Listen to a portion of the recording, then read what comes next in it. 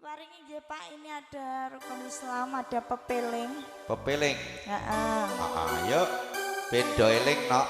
Iya. Diaturke. Heeh. Nggo kabeh kur. Keyang Pak dibae Mbah. Bagong spesial matur gumpah nuwun. Ya. La ilaha illallah. La ilaha illallah. La ilaha illallah Muhammadur Rasulullah. La ilaha illallah. La ilaha illallah. La ilaha illallah Muhammadur Rasulullah. Wis wajib tansah dielingi. Wis wajib padha tindakake. Anten wis kumandang wayahe sembayang, netepi wajib dawuhe pangeran.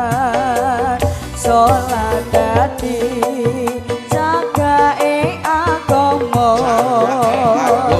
limang wektu kudu tansah dijaga kanthi istiqomah lan sing tumanina luwih sampurna yen berjamaah.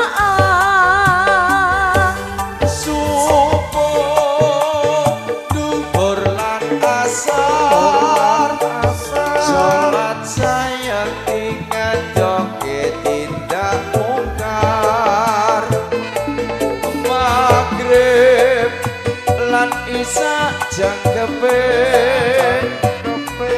rayokane ditambah salat sunah.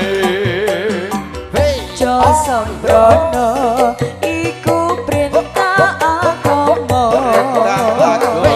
elingono ning donya mung sedelo, sabar lan tawakal pasrah sing kuwasa. Yen kepengin besok munggah swarga. La ilaha illallah. La ilaha illallah Muhammadur Rasulullah. La ilaha illallah. La ilaha illallah. La ilaha illallah Muhammadur Rasulullah. wis wajib